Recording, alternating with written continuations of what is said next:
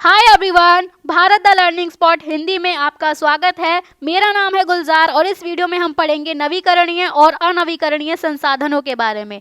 पिछली वीडियो में हम प्राकृतिक संसाधनों के वर्गीकरण को पढ़ रहे थे, जिसमें हमने उपयोग के आधार पर प्राकृतिक संसाधन पढ़ लिए थे, है ना। जिसमें हमने सामग्री के लिए संसाधन देखे थे, जीवन के लिए आवश्यक संसाधन देखे थे और ऊर्जा के लिए संसाधन देखे थे।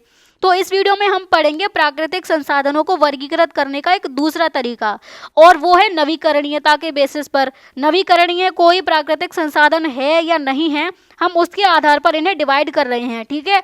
तो प्रकृति का एक सामान्य सिद्धांत ये है कि ये पुनर्स्थापन और पुनर्जनन की प्रक्रिया में कार्य करती है। तो पुनर्स्थापन और पुनर्जनन ये क्या होते हैं? पुनर्स्थापन किसी क्षीण या किसी क्षतिग्रस्त वस्तु को उसकी मूल अवस्था में पुनः लाने की प्रक्रिया है।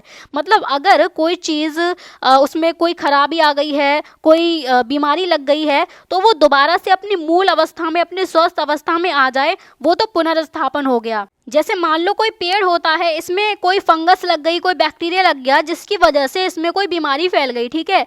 तो ये पेड़ सूखने लगा बहुत ज़्यादा।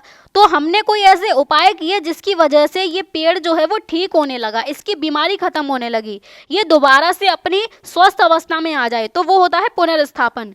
जैसे कि हमारी जो प्रकृति है वो भी समय के साथ स्वयं को स्वस्थ बनाती है ना, नवीनीकृत करती रहती है और संरक्षित करती है अपने आप को। जैसे हमारी त्वचा जो होती है, उस पर अगर कोई घाव लग जाता है तो वो अपने आप ठीक हो जाता है, अगर छोटा मोटा घाव लगा है तो, है ना। ये घाव भरने की जो क्षमता है, ये क्या है? ये पुनर्स्थापन है, क्योंकि हमारी स्किन पर एक कट लगा जिससे स्किन में कोई प्रॉब्लम आई, ठीक है। स्किन ने क्या किया? दोबारा से उस पर काम किया और स्किन दोबारा से अपनी स्वस्थ अवस्था में आ गई। ऐसे ही अगर कोई दावानल अगर हो जाता है, दावानल मतलब कि जंगलों में जो आग लग जाती है, उसकी वजह से क्या होता है, जो वन होते हैं वो दोबारा से स्वस्थ हो जाते हैं, क्योंकि बहुत भयंकर अगर आग लगी भी तो वहां पर जो पेड़ पौधे थे वो दोबारा से उग आते हैं, अपनी स्वस्थ अवस्था में वो वापस से आ जाते हैं। तो ये सब पुनर्स्थापन है। वहीं अगर हम बात करें पुनर्जनन की, तो पुनर्जनन पुनर्स्थापन से अधिक व्यापक है। ये बहुत ज़्यादा बड़ी डेफिनेशन है। पुनर्जनन में क्या होता है? प्रकृति की नवजीवन और फलने फूलने के लिए अनुकूल परिस्थितियां निर्मित करने की क्षमता को प्रकट करता है। मतलब प्रकृति क्या करती है? एक नया जीवन ये क्रिएट करती है और उस नए जीवन में कुछ ऐसी परिस्थितियां बनाए जो रहने लायक हों, तो वो पुनर्जनन होता है, क्योंकि किसी नई लाइफ का दोबारा से जन्म हुआ होता है पुनर्जनन में, ठीक है। तो हम उन क्षेत्रों में वृक्ष लगाते हैं जहां आवास के लिए वनों को निर्मूलित करने जैसे मानवीय हस्तक्षेपों के कारण वृक्ष नष्ट हो गए हों। हम किस एरिया में वृक्ष लगाएंगे? उस एरिया में लगाएंगे जहां पर मानवों ने कृषि करने के लिए या वहां पर रहने के लिए वनों को काटा और प्लेन मैदान बना दिया, है ना। तो वहीं पर हम वृक्ष लगा रहे हैं। वहाँ मूल रूप से उगने वाले वृक्षों को लगाने से जो वहाँ का पारिस्थितिकी तंत्र है उसका भी पुनर्स्थापन हो जाएगा। जैसे कि वहाँ पर जो भी वृक्ष पर पक्षी रहा करते होंगे, गिलहरियाँ रहा करती होंगी, अन्य जीव रहा करते होंगे, उनको भोजन मिलेगा, उनको आश्रय मिलेगा, है ना। क्योंकि देखो, जैसे ये यहाँ पर एक फॉरेस्ट रहा करता होगा, है ना, बहुत सारे पेड़ पौधे रहे हुए होंगे, तो ह्यूमंस ने क्या किया? इन्हें काटा। इन्हें काटने के बाद यहाँ पर अपना जो रहन सहन है वो डेवलप किया, अपना सेटलमेंट उन लोगों ने डेवलप किया। तो यहाँ पर अब कुछ नहीं बचा, ठीक है। लेकिन अब हमें इसी एरिया को दोबारा से डेवलप करना है, यहाँ पर वृक्ष लगाने हैं। तो हमने यहाँ पर पौधे लगाए, वृक्ष लगाए, ठीक है। तो वृक्ष क्या करेंगे? वृक्ष अब जो पंछी वगैरह होते हैं, गिलहरियाँ होती हैं, इनको लाइफ सपोर्ट देंगे ना, क्योंकि वृक्ष से जो है इन्हें फल वगैरह मिलते हैं, खाना मिलता है। तो जो एक टाइम पर मानव की वजह से यहाँ से चले गए थे, जो भी बर्ड्स वगैरह थे, वो यहाँ पर दोबारा से लौटने लगेंगे। तो यहाँ का पारिस्थितिकी तंत्र पुनर्स्थापित हो जाएगा। तो जो हमारी प्रकृति है वो चक्रों में काम करती है, एक साइकिल के रूप में चलती है, जहाँ पर कुछ भी अपशिष्ट नहीं होता। अपशिष्ट मतलब कि यहाँ पर कोई भी चीज़ वेस्ट नहीं होती है। अगर कोई भी चीज़ मरी है जो प्राकृतिक है, वो हमेशा ही प्रकृति के लिए कुछ ना कुछ काम में ही आती है, वो वेस्ट नहीं बनती है। जैसे कि एक वन का उदाहरण ले लो, ठीक है। मान लो कि एक वन में एक वृक्ष गिर जाता है। मान लो ये एक वृक्ष है, ये मर गया और ये गिर गया, ठीक है, ज़मीन पर पड़ा हुआ है, यहाँ पर सॉइल है।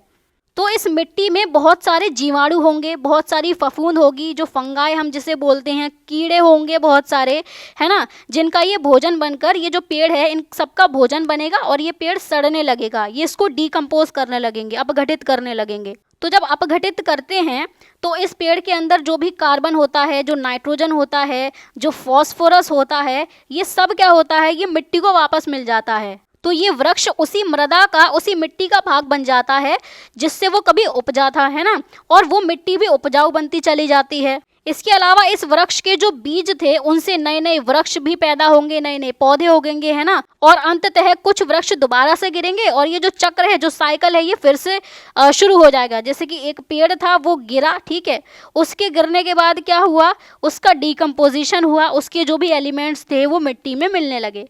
अब फिर से इसी मिट्टी से नए नए पेड़ उगेंगे, वो पेड़ भी कभी ना कभी मरेंगे, वो भी कभी गिरेंगे, वो भी डिकम्पोज होंगे और सेम प्रोसेस चलेगा, उनके भी एलिमेंट सॉइल में मिलते चले जाएंगे।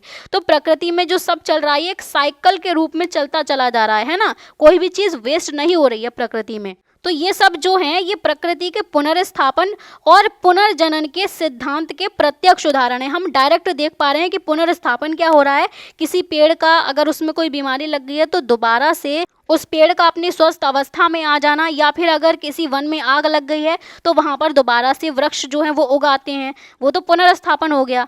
और पुनर्जनन क्या होगा, मिट्टी में से ही एक नया वृक्ष जो है वो उग आए, है ना। जो पुराना वृक्ष है वो ठीक हो रहा है अपने आप में, वो तो उसका पुनर्स्थापन हो जाएगा, लेकिन मिट्टी से जो नया वृक्ष उग रहा है ना, ये पुनर्जनन है, ठीक है। तो ये हमने पुनर्स्थापन और पुनर्जनन के बारे में जान लिया। अब हम आते हैं नवीकरणीय संसाधनों पर कि नवीकरणीय संसाधन क्या होते हैं आखिर में, है ना। तो नवीकरणीय संसाधन समय के साथ इन विशेषताओं को प्रदर्शित करते हैं जो अभी हमने पढ़ी, मतलब पुनर्स्थापन ये करते हैं, पुनर्जनन करते रहते हैं, ये साइकिल जो है इनमें चलता रहता है। भारत के अधिकांश भाग में प्रचुर मात्रा में सूर्य का प्रकाश उपलब्ध है, तो सूर्य का प्रकाश भी एक प्राकृतिक संसाधन है और ये नवीकरणीय भी है क्योंकि ये खत्म नहीं होता है ना, हमें रोज मिलता है। कुछ प्राकृतिक प्रक्रियाएं होती हैं जैसे कि वर्षा होती है, और जो हिमनद हैं, जो ग्लेशियर्स होते हैं वो पिघलते हैं, उनसे नदियां नियमित रूप से पोषित होती रहती हैं। ये तो हमने पिछली वीडियो में भी पढ़ा था कि बारिश से और ग्लेशियर से नदियों को पानी मिलता रहता है, और ग्लेशियर अगर पूरी तरीके से खत्म हो जाए तो नदियों में पूरी साल पानी नहीं बह पाएगा, है ना। तो ये अपने आप में एक प्राकृतिक प्रक्रिया है। वन जो है वो स्वयं को नवीनीकृत करते हैं, ये भी एक प्राकृतिक प्रक्रिया है। मृदा जो है वो प्राकृतिक प्रक्रियाओं के माध्यम से स्वयं का पुनः निर्माण भी करती रहती है। जैसे अभी हमने पेड़ का एग्जाम्पल लिया था कि पेड़ अगर मरता है तो दोबारा से उसी सॉइल से एक नया पेड़ खड़ा हो जाता है। कैसे? क्योंकि जो पुराना पेड़ मरा था उसके सारे तत्व दोबारा से उसी मिट्टी को मिल जाते हैं, बैक्टीरिया की मदद से, फंगाई की मदद से, ठीक है। सौर ऊर्जा, पवन ऊर्जा, प्रवाहित जल से उत्पन्न ऊर्जा, वनों से प्राप्त लकड़ी, ये सब नवीकरणीय संसाधन हैं, ठीक है, यदि हम उनका प्रबंधन सातत्य विधियों से कर सकें। अब देखो, सौर ऊर्जा और पवन ऊर्जा तो खत्म होंगे ही नहीं, ठीक है। बात हम करें प्रवाहित जल की, तो प्रवाहित जल को अगर हम सातत्य तरीके से यूज़ करें, सातत्य मतलब एक सस्टेनेबल तरीके से। सस्टेनेबल कैसे? कि हम इसका गलत तरीके से यूज़ ना करें, इसको प्रदूषित ना करें, जिससे ये आगे आने वाली जो जनरेशन्स होंगी, जो पीढ़ियां होंगी, उनके लिए भी काम में आ सके, ठीक है। तो अगर हम इस प्रवाहित जल का इस तरीके से यूज़ कर रहे हैं तब तक ये नवीकरणीय है।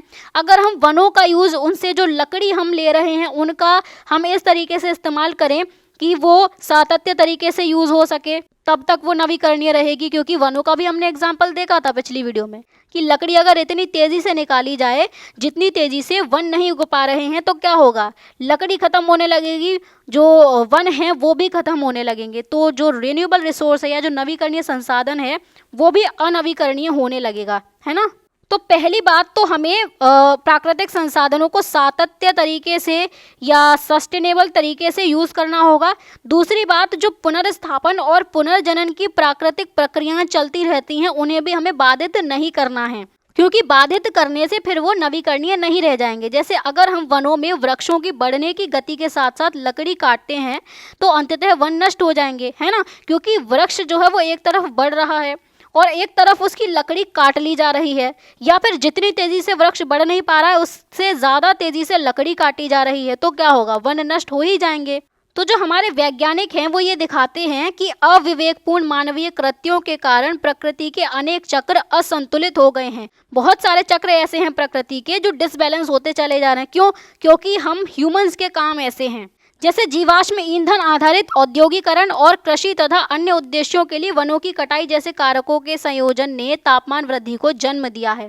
देखो, जो जीवाश्म ईंधन है उसकी वजह से क्या हुआ है, इंडस्ट्रियलाइजेशन या औद्योगिकरण हो रहा है।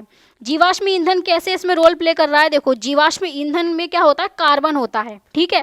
और ये जीवाश्म ईंधन कैसे बना, ये जीवाश्म ईंधन कई लाखों करोड़ों सालों पहले जो पेड़ पौधे जो जीव जंतु रहे होंगे वो जमीन के नीचे दब गए, उनसे ये जीवाश्म ईंधन बने, ये भी हम पढ़ चुके हैं, राइट। तो मानव ने जब इनकी खोज की, इनको निकाला, तो इससे औद्योगिकरण बढ़ा क्योंकि उद्योगों में इनका यूज़ होने लगा, ठीक है। और इसके अलावा वनों की कटाई भी हम करने लगे, क्यों, क्योंकि हमें कृषि करनी है या अन्य उद्देश्यों के लिए, जैसे कि वहाँ पर सेटलमेंट मतलब कि लोगों को जाकर वहाँ पे बसना है तो वनों को काटना पड़ेगा, कुछ ऐसे काम करे। तो इस सब से क्या हो रहा है, इससे तापमान बढ़ रहा है, क्योंकि जीवाश्म ईंधन एक तो पॉल्यूशन करते हैं और जब वनों को काटेंगे तो ये कार्बन को एब्जॉर्ब ही नहीं कर पाएंगे, तो इससे भी पॉल्यूशन एक तरीके से देखा जाए तो कंट्रोल नहीं हो पाएगा। तो जब पॉल्यूशन बढ़ेगा तो तापमान में वृद्धि होगी, और जिस तापमान वृद्धि को हम अनुभव कर भी रहे हैं, ये ऐसा नहीं है कि भविष्य की घटना है कोई तापमान वृद्धि, ये आज के टाइम पर हो रही है, हम इसको महसूस कर पा रहे हैं। इसके परिणाम स्वरूप क्या हो रहा है, हिमालय में कुछ क्षेत्रों में हिमनद इतने शीघ्र पिघल रहे हैं कि वर्षा उनकी पूर्ति नहीं कर सकती। अब ये ग्लेशियर पिघलने की घटना भी हमने पिछली वीडियो में पढ़ ली है। तो जो हिमालय हैं, इनके ऊपर जो ग्लेशियर्स हैं ये इतनी तेजी से पिघल रहे हैं जितनी तेजी से यहाँ पर वर्षण नहीं हो पा रहा है। यहाँ पर जो वर्षा शब्द है ये सही नहीं रहेगा, क्योंकि वर्षा का मतलब होता है जो पानी के रूप में जो वर्षा होती है नॉर्मली, ठीक है। और वर्षण जो शब्द होता है ना, इसमें स्नोफॉल भी आ जाती है और जो ओले पड़ते हैं वो भी आ जाती है इसी में ही। तो इसके लिए हम वर्षण शब्द का यूज़ ज़्यादा बेहतर रहेगा, ठीक है। तो जब स्नोफॉल ज़्यादा नहीं हो पाएगी और ये जो ग्लेशियर है ये ज़्यादा पिघल रहा है तो क्या होगा, जल सुरक्षा पर प्रभाव पड़ेगा, है ना। क्योंकि इसका जो पर्वतीय हिम स्रोत है, वाटर टावर जो है हमारा हिमालय, उस वाटर टावर पर निर्भर जो समतल भूभागों में रहने वाली जनसंख्या है उन पर गहरा प्रभाव पड़ेगा। इससे कैसे गहरा प्रभाव पड़ेगा, हम बात कर रहे हैं हिमालय की, हिमालय में जो ग्लेशियर पिघल रहे हैं, और हम कह रहे हैं कि जो समतल भाग है वहाँ पर रहने वाली जनसंख्या पर इसका प्रभाव पड़ेगा। तो कैसे पड़ेगा, देखो ये जो है इंडिया का मैप है, ठीक है। तो यहाँ पर ये जो पार्ट है ना, यहाँ पर हिमालय फैले हुए हैं इस तरीके से, और ये वाला जो रीजन दिख रहा है ये है गंगा के मैदान जो बिल्कुल समतल हैं। तो इस हिमालय वाले रीजन से कई सारी नदियाँ जो हैं वो उत्पन्न होकर आती हैं, ठीक है। और ये नदियाँ इस रीजन में रहने वाले लोगों के लिए पानी प्रोवाइड करती हैं, जिससे यहाँ पे खेती भी हो पाती है, और यहाँ के लोग जो हैं वो पानी वगैरह जो पीते हैं वो यहीं से ही ले पाते हैं नदियों से। तो अगर इन हिमालय की जो बर्फ़ है वो पिघल जाएगी तो क्या होगा, इससे ये होगा कि ये जो नदियाँ हैं ना ये नहीं बह पाएंगी, फिर इनमें पानी कहाँ से आएगा पूरी साल। तो इसीलिए ये बात कही जा रही है कि ये जो वाटर टावर है जो हिमालय है, इस पर जो जनसंख्या निर्भर है उस पर इसका गहरा प्रभाव पड़ेगा, ठीक है। तो अब आगे देखते हैं, जो परंपरागत रूप से समुदायों में मछलियों की संख्या बनाए रखने के लिए प्रजनन काल की अवधि में मछली पकड़ने को नियंत्रित करने या उससे परहेज करने की एक व्यवस्था थी। मतलब हमारे भारत में कुछ ऐसी परंपराएं रही हैं जो मछलियों की संख्या को बनाए रखने के लिए, जब उनका प्रजनन काल होता है ना, जब वो अंडे वगैरह देती हैं मछलियाँ, तो उस टाइम पर उनको पकड़ने पर नियंत्रण लगाया जाता था, उन्हें कंट्रोल किया जाता था ताकि जो मछलियों की संख्या है वो बनी रहे। लेकिन मछली पकड़ने के व्यवसायीकरण ने अत्यधिक मछली पकड़ने की प्रवृत्ति को जन्म दिया। क्यों, क्योंकि मछली को जो है वो पकड़ के ज़्यादा से ज़्यादा बेचा जाने लगा, ज़्यादा से ज़्यादा प्रॉफिट कमाया जाने लगा। तो इसकी वजह से क्या होने लगा, बहुत ज़्यादा मछलियों को पकड़ा जाने लगा, तो इससे उनकी जो पॉपुलेशन थी वो कम होने लगी। उदाहरण के लिए टूना नाम की एक मछली है जिसकी संख्या में तीव्र और व्यापक ह्रास के कारण इस मछली को पकड़ने पर नियंत्रण से संबंधित कई समझौते किए गए। टूना मछली की जनसंख्या में तेजी से गिरावट आती जा रही थी क्योंकि उसको बहुत ज़्यादा पकड़ा जा रहा था। तो इससे संबंधित फिर कुछ समझौते किए गए, कुछ अग्रीमेंट किए गए कुछ पार्टियों के बीच में। लेकिन कई सारे समझौतों के बावजूद ये जो मछली है, जो टूना मछली है, जो बहुत सारी छोटी मछलियों को, झींगों को खाती है और जिससे समुद्री पारिस्थितिकी तंत्र को संतुलित रखती है, ये इस टूना मछली की संख्या लगातार घटती ही जा रही है, बहुत सारे समझौते होने के बावजूद भी। तो अन्य ऐसी कौन कौन सी पारंपरिक प्रथाएं हैं जिनके बारे में हम जान सकते हैं जो पारिस्थितिकी तंत्र को संतुलित रखने में सहायता करती हैं? ऐसी कौन सी पारंपरिक प्रथाएं होती थी? तो देखो, एक तो होती है कृषि वानिकी, मतलब कि कृषि भी करना और उसके आसपास में पेड़ पौधे भी लगाना, जिससे दोनों को फायदा मिले। ठीक है, इससे भी पारिस्थितिकी तंत्र संतुलित रहेगा। इसके अलावा और क्या होता था? और नियंत्रित चराई करवाई जाती थी, क्योंकि जो जानवर वगैरह को पाला जाता है उन्हें चराई करवानी पड़ती थी, चराने ले जाना पड़ता था। तो वो ज़्यादा चराई ना कर लें, क्योंकि ज़्यादा चराई से क्या होगा, मान लो ये एक लैंड है, ठीक है, और इस पर घास लगी हुई है, ठीक है, और ये जो है मिट्टी है, तो ये मिट्टी जो है ना, इस पर से जब ये घास निकल जाएगी बहुत ज़्यादा चराई की वजह से, तो क्या होगा, ये मिट्टी उड़कर जो है वो जाने लगेगी, या बारिश होगी तो पानी के साथ में बहकर निकलने लगेगी, जिससे मिट्टी को नुकसान पहुंचेगा, मिट्टी का जो उपजाऊपन है वो खत्म होने लगेगा। इसीलिए नियंत्रित चराई करवाई जाती थी। इसके अलावा कुछ ऐसे उपवन होते हैं जिन्हें कुछ कम्युनिटीज़ बहुत ज़्यादा पवित्र मानती हैं और उनकी सुरक्षा करती हैं, उन्हें पूजती हैं, तो जिससे जो वन हैं या उपवन हैं उनकी भी सुरक्षा हो जाती है, जिससे पारिस्थितिकी तंत्र संतुलित रहता है। तो ये कुछ एग्जाम्पल्स हैं पारंपरिक प्रथाओं के, जिनसे जो हमारा पारिस्थितिकी तंत्र है वो संतुलित रहता है। ठीक है, तो हम नवीकरणीय संसाधन पढ़ रहे थे, तो हमें अपने उपभोग की वस्तुओं के उत्पादन के लिए उद्योगों की आवश्यकता होती है, क्योंकि आज के टाइम पीरियड में हम कई सारी वस्तुओं का यूज़ करते हैं जो हम जिनके बिना रह नहीं सकते हैं। तो उन वस्तुओं को बनाएगा कौन? उद्योग बनाएंगे। जैसे डेली यूज़ की वस्तुएं ले लो, जो सोप होते हैं, टूथपेस्ट होते हैं, कपड़े होते हैं, है ना, बर्तन होते हैं, इन सबको कौन बनाता है? उद्योग ही तो बनाते हैं। तो उद्योग जो बनाते हैं वो ऐसा तो होगा नहीं कि कोई भी अपशिष्ट या वेस्ट जनरेट ना करे, अपशिष्ट उत्पन्न होता है उनसे, जिन अपशिष्टों को प्राय नदियों या अन्य जल निकायों में प्रवाहित कर दिया जाता है। उस अपशिष्ट में बहुत सारे केमिकल्स होते हैं, उस केमिकल के साथ में उसे बिना ट्रीट किए डायरेक्टली नदियों में या कुछ जल निकायों में, जैसे कि लेक्स वगैरह में, उन्हें डायरेक्टली डाल दिया जाता है। अब ये अपशिष्ट क्या करते हैं, ये सड़ गल कर किसी जीव जंतु का भोजन तो बन नहीं पाते हैं, क्योंकि इनमें केमिकल होते हैं। हमने पेड़ का एग्जाम्पल लिया था, पेड़ जो है वो सड़ जाता है, बैक्टीरिया वगैरह उसे गला देते हैं और वो उनके लिए भोजन बन जाता है। लेकिन इन केमिकल का ऐसा चक्कर नहीं है, ये सड़ते गलते नहीं है, बल्कि ये क्या करते हैं, ये प्रकृति के पुनर्स्थापन और पुनर्जनन चक्र में व्यवधान उत्पन्न करते हैं, उसमें प्रॉब्लम्स लेकर आते हैं ये। इसकी वजह से नदियाँ जो है वो विषाक्त हो जाती हैं। विषाक्त मतलब कि नदियों में विष फैल जाता है, एक तरीके से जो जहर होता है वो फैल जाता है, और वे जीवन का पोषण नहीं कर पाती। फिर जो नदियों में बाकी के जो जीव जंतु होंगे, जो मछलियां वगैरह होंगी, वो भी मर जाती हैं इन केमिकल्स की वजह से। ये देखो, यहाँ पर उद्योगों से निकलने वाले अपशिष्ट को प्राय उचित उपचार के बिना ही प्रवाहित कर दिया जाता है। ये उद्योगों से डायरेक्ट केमिकल वाला पानी, गंदा पानी निकल रहा है, जिसको बिना किसी उपचार के, मतलब इसमें से जो भी गंदगी है, जो भी केमिकल है, उनको निकाला नहीं जा रहा, डायरेक्टली नदी में प्रवाहित किया जा रहा है। तो इससे हम क्या कर रहे हैं, जो रिन्यूएबल रिसोर्स है, जो हमारी नदी है, नदी का जो पानी है, उसको हम गंदा कर रहे हैं और उस पानी को हम अनवीकरणीय संसाधन में बदल रहे हैं। तो आगे हम देखते हैं पारिस्थितिकी तंत्र की प्रक्रियाएं और पारिस्थितिकी तंत्र सेवाएं। तो जो हमारी प्रकृति है, इसके कार्य करने की कुछ स्वाभाविक प्रक्रियाएं हैं। जैसे जो वृक्ष होते हैं, ये प्राकृतिक रूप से ऑक्सीजन उत्पन्न करते हैं। क्या हमें इन्हें बताना पड़ता है जाके कि ऑक्सीजन पैदा करो, हमें सांस लेनी है? नहीं बताते ना हम, ये नेचुरली ही सब कुछ कर रहे हैं। तो जब ये प्राकृतिक प्रक्रियाएं मनुष्यों के लिए लाभदायक होती हैं, तब हम उसे क्या कहते हैं, हम कहते हैं पारिस्थितिकी तंत्र सेवाएं। तो लाभ वाली परिस्थिति में तो इसे हम सेवा बोलेंगे। हम इसे इस प्रकार समझ सकते हैं, जैसे वन जो होता है वो प्राकृतिक रूप से जल को शुद्ध करता है, मृदा अपरदन को रोकता है और पशुओं के लिए आवास प्रदान करता है। जैसे वन में कई सारे पेड़ होते हैं ना, इन पेड़ की गहरी गहरी जड़ें होती हैं मिट्टी के अंदर, तो अगर बारिश होती है तो यहाँ पर पानी रिटेन करके रहता है, जिससे जो मिट्टी होती है ये पानी को फिल्टर कर देती है और ग्राउंड वाटर में फिल्टर्ड पानी जाता है, तो जल अपने आप शुद्ध हो जाता है। इसके अलावा जो पेड़ होते हैं ये मृदा अपरदन को रोकते हैं, क्योंकि पेड़ की जड़ें मिट्टी को जकड़े हुए हैं, जिससे मिट्टी आसानी से उड़कर नहीं जाएगी, बहकर नहीं जाएगी। और जो पेड़ होते हैं वो पशुओं के लिए आवास भी प्रदान करते हैं। बहुत सारे जो जानवर होते हैं वो वनों में जाकर रहते हैं ना, तो ये सब जो है ये पारिस्थितिकी तंत्र के कार्य हैं। मतलब जो नेचुरली हो रहा है वो सब कार्य है इकोसिस्टम का।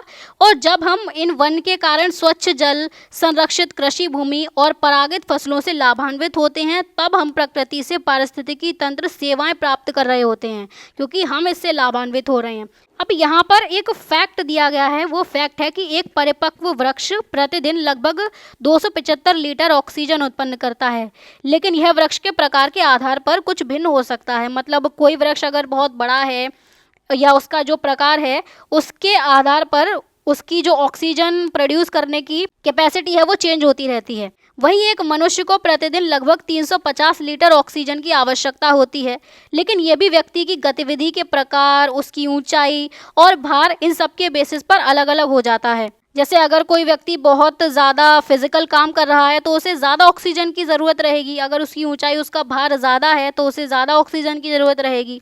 तो ये एवरेज दिया गया है कि एक मैच्योर ट्री जो होता है वो लगभग 275 लीटर ऑक्सीजन पैदा करता है और एक मनुष्य एवरेज रूप से पर डे 350 लीटर ऑक्सीजन ग्रहण कर लेता है। ठीक है, तो ये पारिस्थितिकी तंत्र की प्रक्रियाएं और सेवाएं हमने पढ़ ली। ठीक है, अब हम आते हैं अनवीकरणीय संसाधन पर। अब ये क्या होते हैं? तो अनवीकरणीय संसाधन लंबी अवधि में निर्मित होते हैं। नवीकरणीय संसाधन जो थे वो जल्दी जल्दी दोबारा से निर्मित हो सकते हैं, लेकिन अनवीकरणीय में क्या है, लंबी अवधि का मतलब यहाँ पर है लगभग जैसे 1 करोड़ 2 करोड़ साल, मतलब लाखों करोड़ों साल जो लग जाती हैं बनने में इन्हें, वो अनवीकरणीय संसाधन होते हैं। क्योंकि इतने टाइम तक हम जो मानव हैं वो तो जिंदा नहीं रह सकते हैं ना। तो जिस अनुपात में हम इन संसाधनों का उपयोग करते हैं ये उस अनुपात में उनकी पुनः पूर्ति नहीं की जा सकती है। उदाहरण के लिए जीवाश्म ईंधन जो होता है जैसे कि कोयला, पेट्रोलियम और खनिज होते हैं, धातुएं होती हैं जैसे कि लोहा, तांबा, सोना, ये सब अनवीकरणीय संसाधन हैं। क्योंकि ये एक तो बहुत लंबे समय में बने, लाखों करोड़ों साल में बने, और दूसरी बात इनकी पुनः पूर्ति नहीं की जा सकती है। भारत में प्रचुर मात्रा में कोयले के भंडार हैं। हम अपनी बढ़ती ऊर्जा की आवश्यकताओं की पूर्ति हेतु कोयले का खनन करते हैं, लेकिन खनन भी हम कब तक कर पाएंगे? जब तक भंडार हैं हमारे पास कोयले के, है ना। तो अनुमान यह है कि भारत में कोयले का भंडार केवल अगले 50 वर्षों तक ही चल सकता है। इन अगले 50 वर्षों के बाद क्या होगा, उसके लिए हमें तैयार रहना पड़ेगा। तो जनसंख्या वृद्धि और विकास कार्यों में तीव्रता के साथ बिजली की मांग भी बढ़ रही है। जनसंख्या बढ़ती जा रही है, विकास के कार्य बढ़ते जा रहे हैं, है ना। जैसे रोड्स बनाए जाते हैं, रेलवे बनाई जाती है, हॉस्पिटल बनाए जाते हैं, स्कूल बनाए जाते हैं, ये सब विकास के कार्य हैं। इनके लिए हमें बिजली चाहिए ना, तो बिजली की मांग भी बढ़ती जा रही है। बिजली कहाँ से आएगी? बिजली आएगी इसी जीवाश्म ईंधन से। और जीवाश्म ईंधन के जो भंडार हैं वो हमारे पास लिमिटेड हैं, अगले 50 सालों तक और हैं। तो जब तक अधिक टिकाऊ विकल्प व्यापक रूप से उपलब्ध नहीं हो जाते तब तक हमें अपने पास उपलब्ध कोयले का विवेकपूर्ण उपयोग करना होगा, क्योंकि हमारे पास कोयले का भंडार अगले 50 सालों के लिए है ना। और जो ऑल्टरनेटिव तरीका है, जो उसका जो टिकाऊ विकल्प है वो हमने पढ़ा था, सौर ऊर्जा पढ़ी थी जिससे हम इलेक्ट्रिसिटी बना सकते हैं, पवन ऊर्जा पढ़ी। ठीक है, तो ये सब क्या है, ये कोयले के एक विकल्प के रूप में काम आ सकते हैं, लेकिन ये आज के टाइम पर इतना वाइडली स्प्रेड नहीं है, इतना व्यापक रूप से इनका उपयोग हो नहीं रहा है।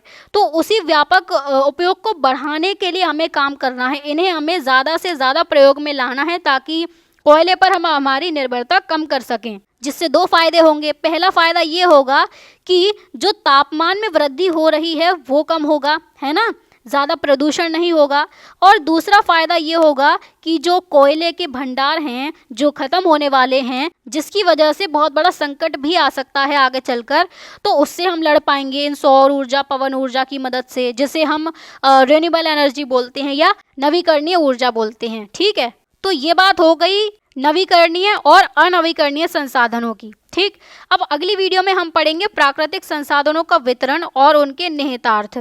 क्योंकि प्राकृतिक संसाधन जो है ना वो हर जगह पर सेम क्वांटिटी में अवेलेबल नहीं होते। हमने सौर ऊर्जा पढ़ी, पवन पढ़ी, तो ये तो पूरी पृथ्वी पर मिल जाते हैं, लेकिन कुछ प्राकृतिक संसाधन ऐसे भी होते हैं जो हर जगह पर नहीं मिलते हैं। तो हम उनका वितरण पढ़ेंगे और उनके निहितार्थ पढ़ेंगे, मतलब उनसे क्या इम्पैक्ट पड़ता है प्राकृतिक संसाधनों से हम ह्यूमंस की लाइफ पर। ठीक है, तो चलिए फिर मिलते हैं अगली वीडियो में। वीडियो को लाइक और शेयर करना ना भूलना, और अगर कोई भी डाउट होता है तो कमेंट में मेंशन कर देना। ठीक है, और चैनल को भी सब्सक्राइब कर लेना। मिलते हैं अगली वीडियो में, तब तक के लिए bye bye, take care and keep learning.